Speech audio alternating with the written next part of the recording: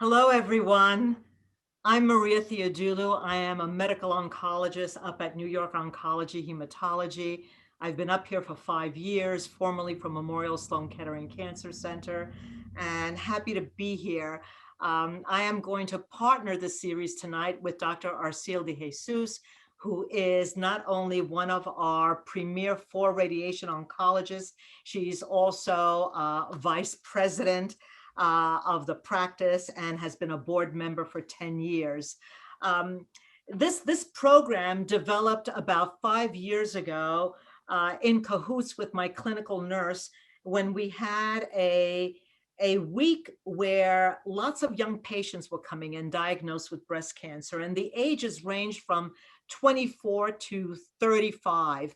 And they felt very isolated. So we thought, why don't we all get together and introduce one to the other and talk about their concerns? And from that little meeting in the lobby of our Hudson office grew a symposium that was quite robust, reaching out to patients across the Capital District and actually outside of the Capital District, and wonderfully has been funded by very generous patients, except for COVID, where we kind of went dark for a while.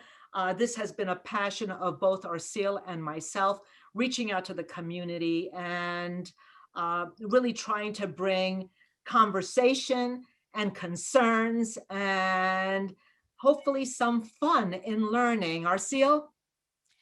Yes, Maria, first of all, thank you for having me and partnering with me. Maria here needs no introduction. Honestly, I think for the patients that see her and totally adore her, there's I can go through 20 pages of her CV. But more importantly, I think that what I do know about Maria is that she has been so passionate and spent most of her life researching and doing the best for our breast cancer community and our breast cancer patients. And at this stage in her life, she would certainly we would like to be able to educate the community, because with education there is power. And I think we want to empower our patients to advocate for themselves and make the good choices that will help them get through treatment and also become thrivers and survivors. And actually improve post-diagnosis. Um, Yes. the hope is that we will have a series of chats over the year, some monthly, some weekly during Breast Cancer Awareness Month, that will cover all sorts of topics. Tonight, we're going to be looking at nutrition and health and exercise and some of the data from incredible researchers who have published internationally and presented their research internationally about how we, when we empower ourselves to move forward, can actually decrease our risk of breast cancer recurrences. We'll also talk about integrative medicine and how we can marry Eastern medicine to Western medicine. And I think there we go. Hello, Neil. Hi. Unmute, unmute. There we go. How's that? Can you hear me? Hi, hello. I was just getting ready to introduce you. So, Dr. Neil Iyengar, who is an attending at Memorial Sloan Kettering Cancer Center on the breast medicine service, is not only a passionate medical oncologist. And when I left, I was lucky that he accepted most of my patients. And I've known him since he was a fellow. He is smart. He runs his lab and looks at metabolism and nutrition and obesity. And we're going to have some fun talking over the next 20-25 minutes with Dr. Iyengar, who is not only well published, but one of the most respected members in his field. And boy, do we have questions for you. And as I was starting to mention before, we're going to wrap up the remaining half hour with some of the Eastern philosophies, integrative medicine, alternatives, myths, taboos. When do we have flaxseed, and all sorts of things. We've been lucky that we've received lots of questions from people who have registered. women and men. So we'll try to get to all of them. If we don't, we'll do the best we can. Neil, I've been following your career and your research for so long. I'd like you to tell us a little bit about the clinical trial that you developed and that you're so passionate about, actually looking at exercise and nutrition in breast cancer survivors. Yeah, absolutely. But let me first say, Maria, thank you so much for the invitation to join you today. I love this idea. I love this chat to really bring the science to everyone. And thank you so much for the generous introduction. I mean, I always tell people that I've learned my best clinical skills from you when I started so many years ago. So I paid him a quarter for that. I'm so and Neil, grateful. only because you came on after I introduced Dr. DeJesus. This is Arsyl DeJesus, radiation oncologist, well-respected, passionate about her patients and the community, and is one of my colleagues up at NYOH. Hi, it's wonderful to meet you. Hi, Neil. Wonderful to meet you as well. Super excited that you have joined us on our inaugural fireside chat. And I'm also very excited to hear about, your research. Fantastic. Well, it's my great pleasure. And, to dive right into it and get to Maria's first question, we have a research program now that actually has right now 6 clinical trials testing a variety of diet and exercise interventions. And it was really built upon some basic science work that we did with collaborators in the laboratory and translated our findings in animal models and observed similar findings in humans. And it was on the basis of observations that we made in the breast tissue from hundreds of women who were generous enough to donate their tissue to us after their surgery. Based on those observations, we really had or established a good understanding, biologically speaking, of what metabolic health means for both cancer risk as well as cancer progression. And based on those findings, we have now embarked on what I like to call a precision lifestyle intervention research program, where we are really trying to develop diet, exercise, combination trials, other types of lifestyle interventions, and even some medications that are typically used for diabetes or cardiovascular disease. To develop these interventions in a way that is really targeted to an individual's biology, an individual's lifestyle, and an individual's type of cancer or cancer risk. So that really gets to Maria's question about one of our clinical trials, which we're very excited about, is a combination trial testing a structured exercise intervention, aerobic training, which is essentially treadmill jogging, in combination with a plant-based diet. And the plant-based diet is very specific. We have actually engineered the meals in collaboration with a company called Plantable to create these meals in a way that are all plant-centered and meet the macronutrient content that we think is best. And ultimately, we are targeting weight loss, but not just weight loss. We're targeting healthy weight loss in a way that induces biological changes that reduce the risk of cancer recurrence. Wow. When we go to Barnes and Noble, or at least the Barnes and Nobles that still exist, there are whole sections on plant-based diets. And, I've personally pulled out books and looked at them. I have friends who are plant-based. They often last for a short segment of time, unless you're a pure vegan. What are your thoughts about how strict one should be? Is there moderation? How does one approach a lifestyle change like that? I think that's such a great question because there are 2 big issues in lifestyle trials. One is trying to understand the biological changes that such a lifestyle type of intervention induces. That's the precision part of it. And then, this is not a drug or a pill or something that people take. It's a lifestyle modification, a behavioral change, as you mentioned, Maria. And so the second piece is how long or how feasible is it for someone to adhere to a certain type of diet? And with the plant-based diet, one of the great things about doing a clinical trial, rather than relying on observational evidence or hypothesis, is that we are generating the data to precisely answer that question about how much do you have to adhere. We have patients who are currently on the trial that are amazingly adherent. I mean, every single meal, every single thing that they do is precisely as prescribed in terms of the plant-based diet. On the other end of the spectrum, we have patients, as we've anticipated, who encounter challenges, who have family members that don't, support their dietary change, or who have, active social lives and need to eat out. And so maybe they're not as adherent with the meals that we're delivering as part of the trial.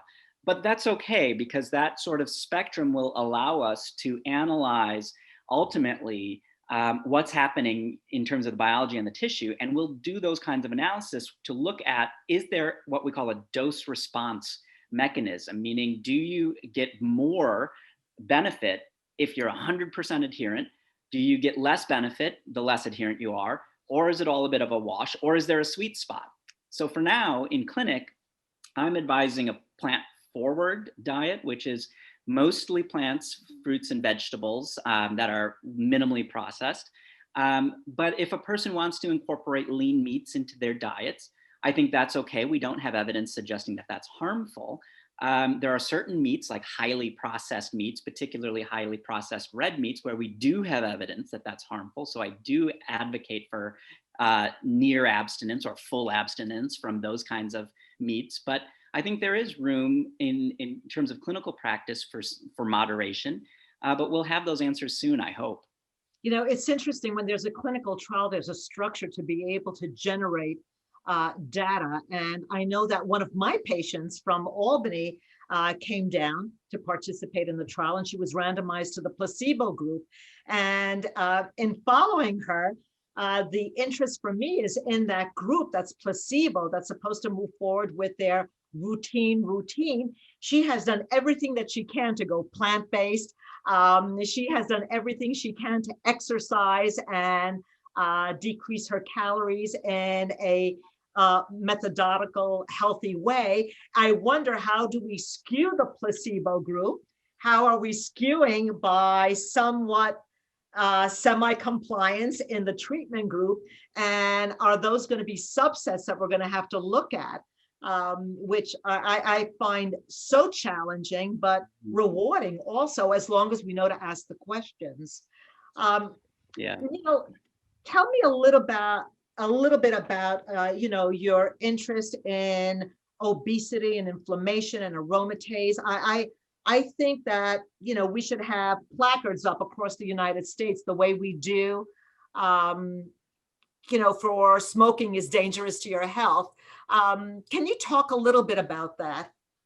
Yeah, absolutely. I think that I completely agree with what you just said, because we live in an obesogenic environment, and everything we're surrounded by, sort of promotes that. It's sort of back in the days, to use your smoking analogy, Maria, where that was sort of omnipresent and everybody was smoking and all the role models were smoking, and you go to the movies and that's what you see on the screen.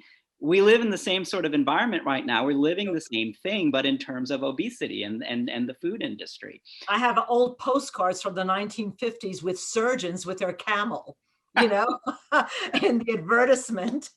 Right, exactly. It's so I think that that has really sort of, for me personally, kind of spurred this motivation to try to do something about it, and to try to reverse those kinds of ill effects of obesity. We know that at least 13 different cancers are directly related to obesity. We also know, and this data is actually old, I think it's worse than what I'm about to say, but we also know that 1 in 7 male cancer-related deaths are due to obesity, and 1 in 6 female cancer-related deaths are due to obesity. This is a modifiable thing. This is not a genetically programmed issue. although, there are some factors of it that might be. But for the most part, this is highly modifiable. And so I think that, my motivation is, this is something where when we start to remove some of the ill effects of obesity, we start to see positive effects in terms of the biology, but also the observational data suggests that we may even see benefits in terms of preventing cancer recurrence, helping people to live longer, at a magnitude that's actually very similar to some of the drugs that we use to treat cancer. Now, I'm not advocating for replacing the drugs with lifestyle interventions, but I think that just really underscores how powerful these kind of lifestyle interventions can be. Sure. I remember a clinical trial in triple negative breast cancer where patients, after completing their neoadjuvant or adjuvant treatment, were to be randomized to either metronomic chemotherapy, where they would take chemotherapy on a daily basis, small doses, for 2 years, and this was piloted by Dana-Farber, versus exercise and caloric control. Obviously, the trial did not accrue. Patients just wanted to do the second measure. And, we never really got information, but obviously, clear-cut evidence. Arsyl, what about, this issue when it comes to radiation? What are you encountering? I think, really, Neil, and interestingly, when I was trying to prepare for you coming on and not having a lot of exercise oncology type experience, it just so happened that our monthly journal, the Red Journal, came out with exercise oncology in radiation therapy. And I know we're just beginning to look into that, unlike what you have done, but I think the concept is pretty much the same. I think as a practitioner, and I want to just get down to the practical points, I got 2 questions from the attendees here, which I think I want to relay because it kind of connects to where you are. Can you give us, first of all, they wanted to know, do you have a book published so that they can read this, because they're very much interested. So Neil, when that comes out, you got to tell us first, because all of these folks are very much interested in that. But so I guess my first question would be, give us your top 3 or 4 things you tell your patients in terms of diet and exercise, practical stuff, because you know that majority will not be 100% compliant. And then the second is very good question that says, what then is the rationale for a plant-based diet?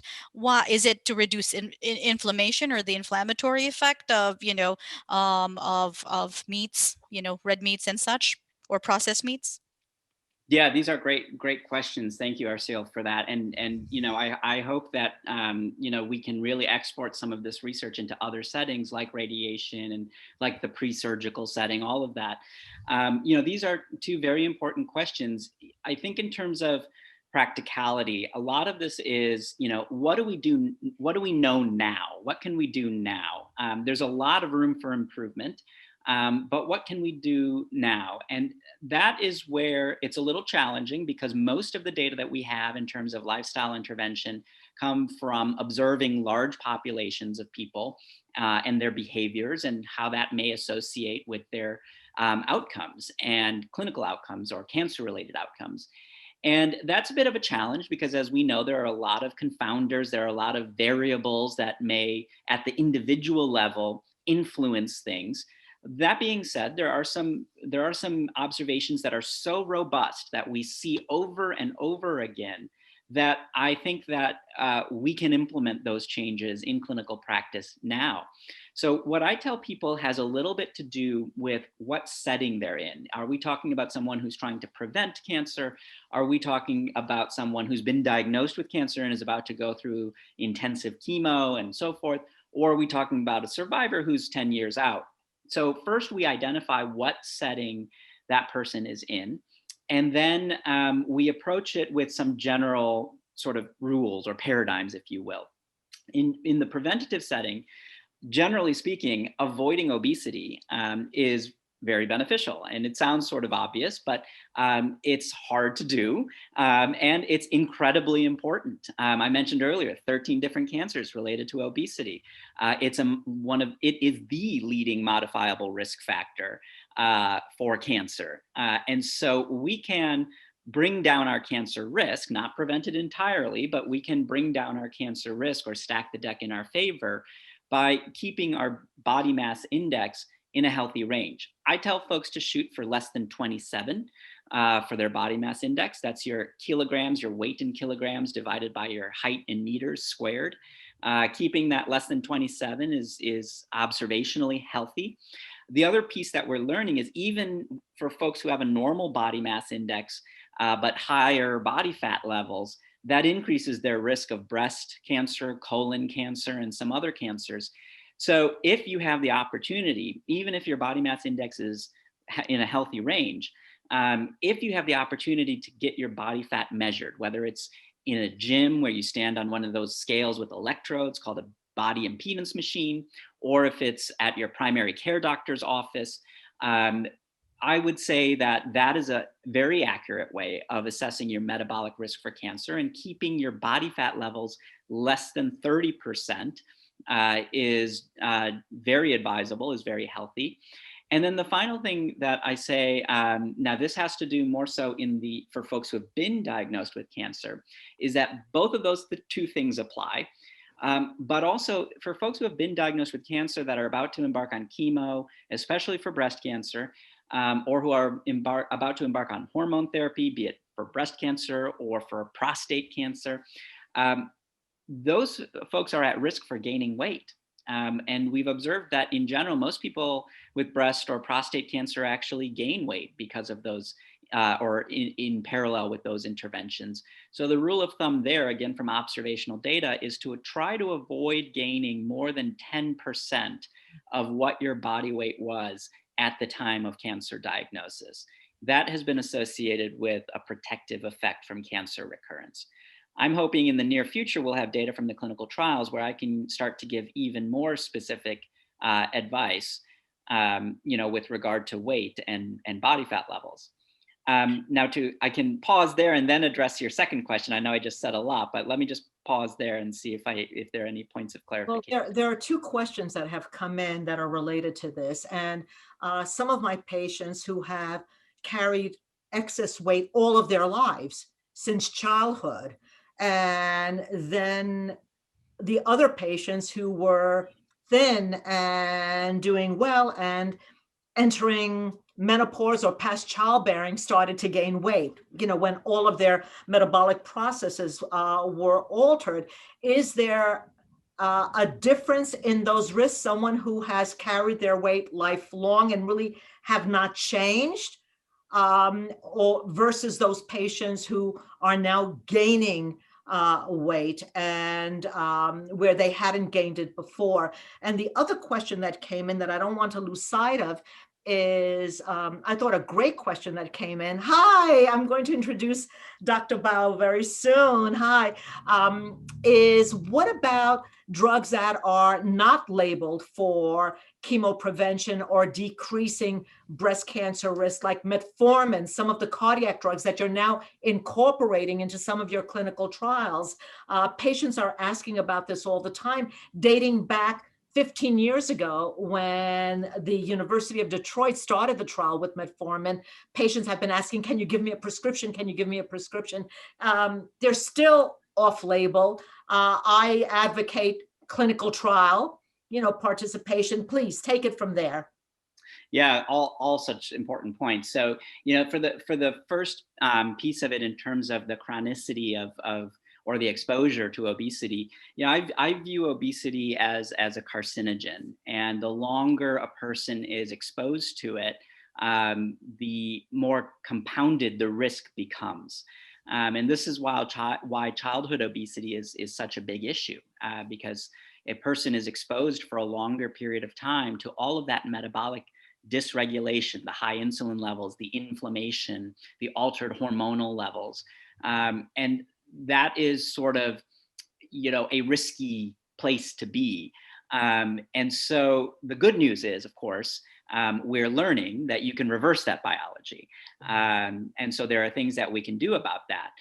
In terms of weight gain, there are some data to guide us there. We do know that people who gain a certain amount of weight, particularly if it's around the time of menopause, if that's where people gain a lot of weight, menarche, this is early, we're talking about adolescence.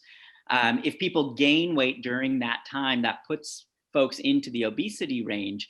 There are some observational data to suggest that that might be particularly dangerous because that's a formative time, right, in our bodies where we now have stem cell differentiation, and we have folks going through puberty, and we have hormonal changes. And if some of those processes are dysregulated by rapid weight gain during that period of time, that has been associated with a higher risk of breast and some other cancers. And we know for people who carry a BRCA mutation or other genetic syndromes that put them at a higher risk for developing breast cancer and other cancers, folks who gain weight at the time of menarche, who have a BRCA mutation, and they gain enough weight to put them into the obese range, we know that those folks, unfortunately, develop breast cancer at an earlier age than folks who may be more in the normal BMI range. So there are some clinical consequences of early weight gain. Right. And, the clinical scenario is that those of us who take care of patients who are BRCA positive or PALB2 positive or have any of the genetic mutations, they often ask us, when should our children be tested? And we've said across the board, wait until they get to, get through college when they can deal with the information emotionally, philosophically, from every standpoint, because you don't want to interfere with their concept of their body image or their sexuality or what their future may hold. Now with what I'm hearing, I wonder if what we've been recommending is the right thing, or should we be testing children earlier? And then what are the psychological factors? So this should be a whole other invitation for a survivorship series. And I'm not going to push you on that because I think it's a challenge. The science is there, but morally and ethically, do we know what we're doing when we're testing, adolescents? Mm-hmm. Yeah. I just want to say welcome, Ting. This is Dr. Ting Bao, who I've known since she arrived at Sloan Kettering. I have been following your career also, and I'm so proud of you, and is now the chief of integrative medicine. So we're going to get to ask her a lot of questions about the marriage of Eastern and Western medicine, as well as the question that we get nonstop about soy and resveratrol and all these good things. Hello, Ting. Hi, and thank you for doing this. Neil, I don't know if you can spend a few more minutes with us. I have to say, this is so enlightening. I'm walking away and now scratching my head about, what's right, what's challenging. And what about the issue of metformin, which, initially was being looked at in triple negative breast cancer. How are you looking at it in your clinical trial? Mm-hmm. I think that's an important issue. I think that there are a couple of candidate drugs like metformin. And explain to the audience what metformin is. Oh, sure. Yes. So metformin is a pill. It's an oral. It's an oral anti-hyperglycemic. So an oral diabetes drug, basically. It's one of our oldest drugs to treat diabetes, and it essentially works by reducing blood glucose levels, reducing sugar levels. But it has some attractive benefits or off-target, off-label benefits. For example, it can cause, or it has been associated with, weight loss. And there is some activity of metformin where it may block some of the molecules that are responsible for cancer cell reproduction. In other words, it may be an mTOR inhibitor, and we have drugs that are approved in breast cancer that are mTOR inhibitors. It's a weak mTOR inhibitor. So the hypothesis is that something like metformin, which helps to improve blood glucose levels, may induce a little bit of weight loss, and may also block the molecular pathways that are responsible for cancer cell replication. that drug may actually be useful in combining with cancer therapies to prevent recurrence. There is a very large international trial that has fully accrued, and we're waiting for the results, that is testing metformin with adjuvant hormone therapy in women with breast cancer. And we have seen some data from that trial. Metformin was useful for reducing insulin levels, reducing inflammation levels in these women. The ultimate question of the trial is, can it prevent recurrence? And that's what we're waiting to see. In the meantime, since Maria, I think you mentioned that this was a question 15 years ago, and that's essentially when that metformin trial was started. So in the meantime, there have been several additional anti-diabetes drugs that are actually much more effective than metformin, and that may have some molecular properties against cancer that are actually more direct than the properties of metformin. And so we've started testing other drugs like SGLT2 inhibitors. That's a mouthful, but that's one of the newer types of anti-diabetes drugs, or GLP-1 inhibitors. Those are also anti-diabetes drugs. The FDA is about to approve the first GLP-1 inhibitor to treat obesity. And so when those drugs are clearly relevant to what we're talking about in the intersections of obesity and cancer. So my advice to folks who are interested in those drugs is, right now, we don't have the definitive data to incorporate those drugs regularly into clinical practice. They do have side effects, a variety of side effects. And so we don't know if there's enough benefit to offset the risks of taking those drugs. So I'm not routinely prescribing them unless it's on a clinical trial. A question just popped up in the chat room asking if the clinical trial looking at these glucose lowering agents are in the hormone driven setting, are in combination also with aromatase inhibitors. Yeah, that's, so that's an important question. It is in combination. It's metformin plus an aromatase inhibitor is what they're looking at. And what I tell folks, I see the latter part of the question. I do have patients who ask me, well, I'm done with my 10 years of the aromatase inhibitor. Should I take metformin now? I just remind folks that there was a large study called the Diabetes Prevention Program that was published several years ago now, which compared metformin to diet and exercise for reducing insulin levels and preventing the development of diabetes. And guess which one won? It was diet and exercise. That was more effective than metformin. So my advice is to first try the lifestyle changes because that is more effective. So Neil, lifestyle. Neil, with regards to our breast cancer survivors that are hell bent on reducing their risk of developing a second malignancy, but are obese, do we go as far as prescribing FDA approved weight loss drugs? Yeah, I love that question. So I would say we start with lifestyle interventions. And it's important to underscore that there's a healthy rate of weight loss and there's an unhealthy rate of weight loss. The healthy rate of weight loss is losing about 1 to 1.5 pounds a week.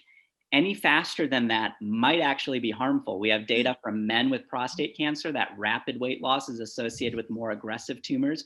We did our own trial where, God bless these women, they ate a very low calorie diet for 6 weeks, 750 calories, and they rapidly lost weight. But that actually increased the amount of inflammation these folks had. So a safe and steady amount of weight loss, 1 to 1.5 pounds. If that's not successful, then we do have clinical trials that are testing these anti-obesity drugs. And I would encourage folks to get involved in those trials if they've really tried lifestyle interventions. Neil, I can't thank you enough for all of this information. It was just incredible. Thank you. This is our inaugural program, and I'm sure this is going to springboard to more discussions and more issues in our clinical settings. And I don't want to hold you. I know you just got back from vacation. If you have to log off, I'm forever grateful. If you can stay on, please, you're welcome. But I'm going to focus right now on you, Ting. And I think one of the issues that I really try to relay in my own clinical practice is the marriage between Eastern medicine and Western medicine. And I know you can take that and just explore it. It's been an issue in my practice for over 35 years. And when I hear integrative medicine now over the past 2 decades, it's so pleasurable to hear. Please, the floor is yours, just for the audience, for them to understand what integrative medicine is. Sure. Thank you so much, Maria. By the way, I'm not the service chief for integrative medicine at MSK. Well, then you should be. Thank you. Thank you. I'll write a letter tonight. Thank you. I'm the director of Integrative Breast Oncology program. So thank you. So in terms of integrative medicine, so usually we try to distinguish between integrative medicine and complementary medicine and alternative medicine. So for the past 20 some years, we're trying to make sure people don't mix this together, especially with alternative medicine. So the main difference is integrative medicine is evidence-based complementary medicine, and alternative medicine basically is they use instead of the standard treatment. So that's why we're trying to make this distinction. And then complementary medicine usually is different kind of non-pharmacologic approaches that we would recommend to patients during anti-cancer treatment to help them sort of fight with cancer symptoms or cancer treatment-induced side effects. So integrated medicine focus more like on evidence-based, and then we primarily focus on treating the symptoms at this point. Hopefully in the future we can treat the cancer, but not yet there. Yeah. I know your focus for a long time has been on acupuncture. Yes. Can you tell us how acupuncture has been introduced specifically for our patient population who are breast cancer survivors or undergoing active treatment or who have been dealing with side effects from our multiple pharmaceutical agents? Yeah, so acupuncture, I would say, 20 years ago, very few people know about acupuncture, but nowadays almost it's become like a popular thing. Everyone's talking about it and doing it. So I would say the major really sort of the opening door study is Don Hirschman's study, the large randomized control trial. I think that was presented at San Antonio in 2018, December 2018. And then that's a trial. Basically, they enrolled 226 patients, randomized them into 3 arms: real acupuncture, sham acupuncture versus usual care. Those patients usually have moderate to severe aromatase inhibitor-induced joint muscle pain. And they found that real acupuncture is better than sham acupuncture and better than usual care. And most remarkably is the study schedule is twice per week for 6 weeks, then once per week for 6 weeks, then no acupuncture for 12 weeks.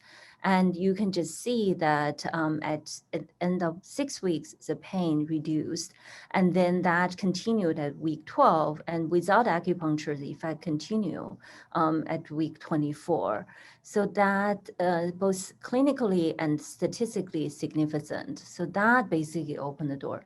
All of a sudden, after that trial, and it got published at JAMA, and then our center started getting all these referrals from oncologists, actually, breast oncologists. And then, lots of people are using acupuncture. How does someone find a real acupuncturist? What are the criteria that patients who are looking at the internet, getting messages from friends who want to help them, how do we keep them away from the sham? Wow, that's an important question. Yeah, quality control. Yeah, so I would say usually it's hard to know, but basically look at their training And then usually the large, I would say, oncology center, we usually, just recently we have one position opening up, 50 people applied. And then we go through like rigorous training. The people, we interviewed 4 people, have them needle us. I have bruises everywhere. But anyway, yeah, and then so basically usually the major oncology center and the medical center, we go through sort of rigorous vettings process, and then that guarantees certain quality. And then in terms of in community, I think is word by mouth sometimes. You have to just talk to other people who have good experience, and also look at their training program, where they've trained, and their like how many years of experience they had. And then also maybe worthwhile to just pick up the phone and talk to them and find out. And sometimes, like I know MSK, we have this oncology acupuncture training program, and we keep a list of people who go through our training program. So lots of time patient would say, oh, I live far, can you Right, I was recommend going to ask if that exists. Yes. Yeah, we have a list, so you can call a certain number, and then we can give you like people near like where you live, and yeah. That's great. I know that Arsyl has gotten lots of questions. We were talking about them before we came on regarding phytoestrogens and soy and flaxseed and resveratrol. So Arsyl, I'm going to hand it over to you right now. So, hi, Dr. Bao. I'm Arsyl de Jesus, a partner in crime of Maria, or trainee in crime. And as she said, there has been so much conflicting information out there. I mean, it's been very difficult to advise our patients. Can you, and I also ask, Dr.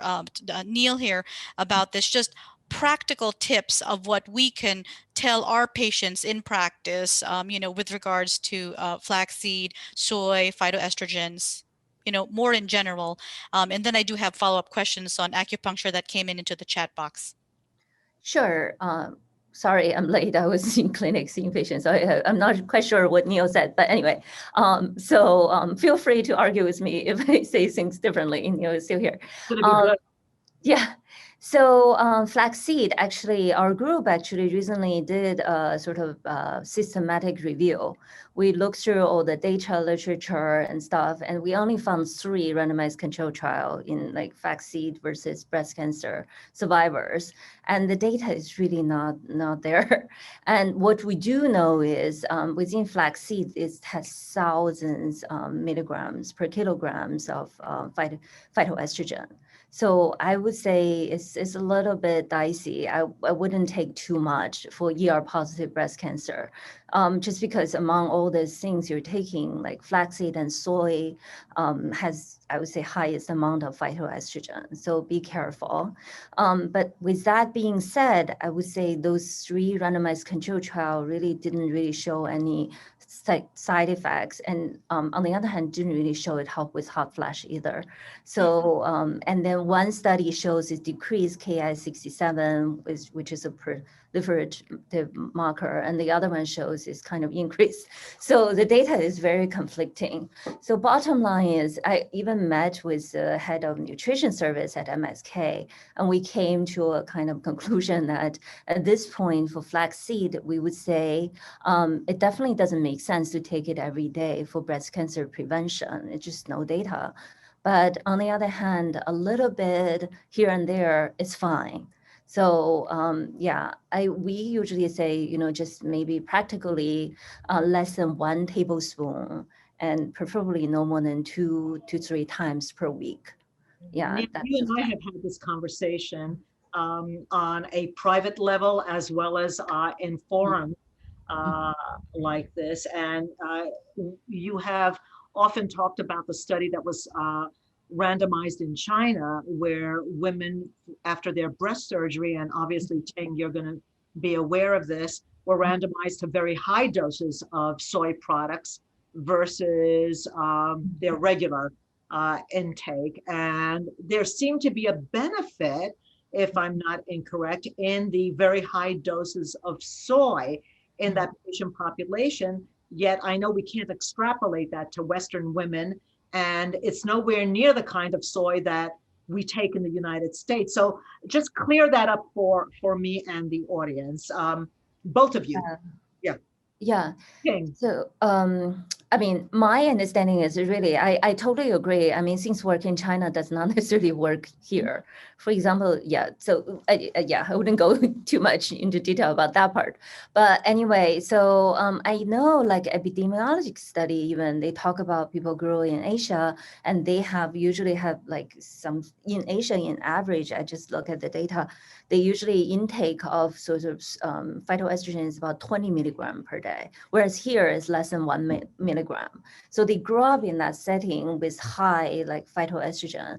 And then that, if you, I think one study like even shows that that seems to be more productive if you grew up in the setting with high intake when you're little and then gradually, and it shows. Whereas here I mean, people grew up with very low intake and suddenly you increase it from like less than 1 milligram to 20 milligram.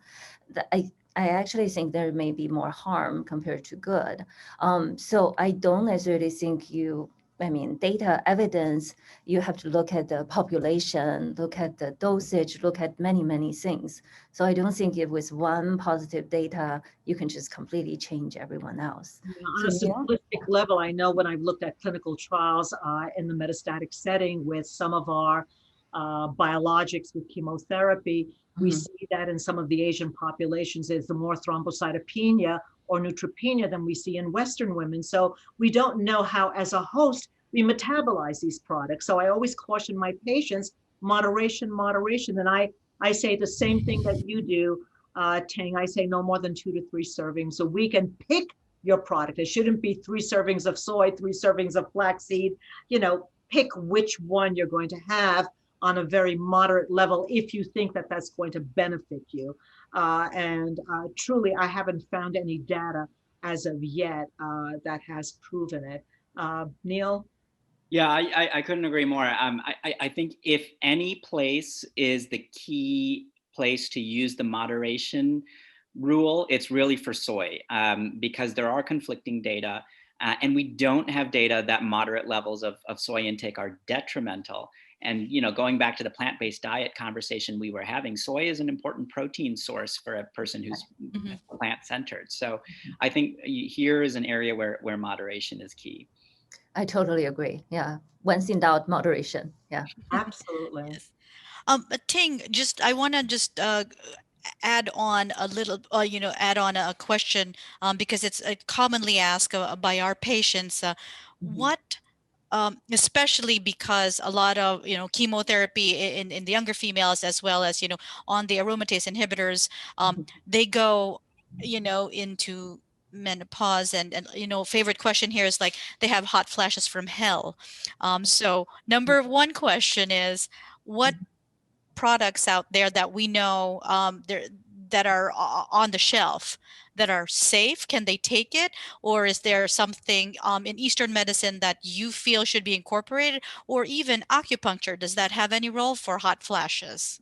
Yeah, I guess you're talking to acupuncturists. So usually acupuncture is the first I usually mention. So there has been multiple trials, and interesting is, yeah, some like real versus sham acupuncture shows both group got better, and then real is not that much better than sham acupuncture.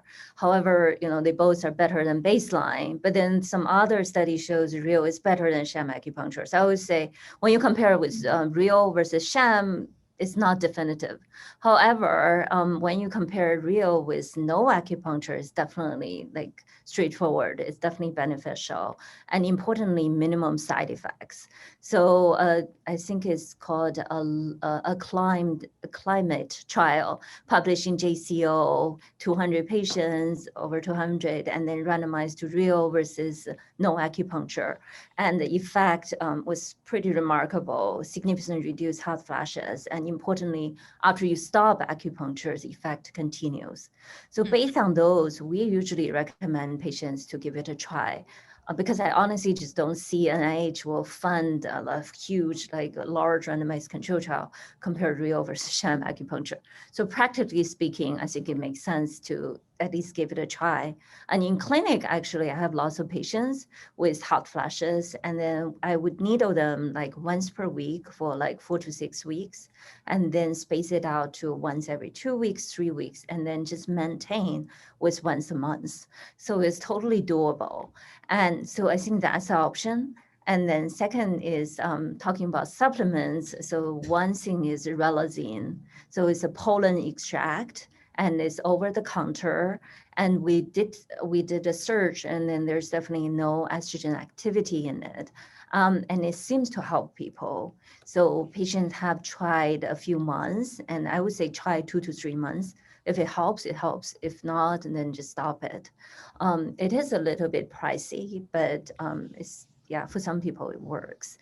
And then other than that, we usually recommend patients to try different kind of, sort of lifestyle changes, like for example, layers, and then have a little handheld fan and then blow on them, and even meditation. And there's a JCO article on hypnosis. So that helps as well. So all these things can potentially help with reducing hot flashes. Yeah. Right. I also discussed decreasing caffeine products with patients. Yeah, spicy food and stuff. Alcohol, which should be in moderation anyway. We have meta-analyses that have afforded a higher risk of developing breast cancer with excessive alcohol.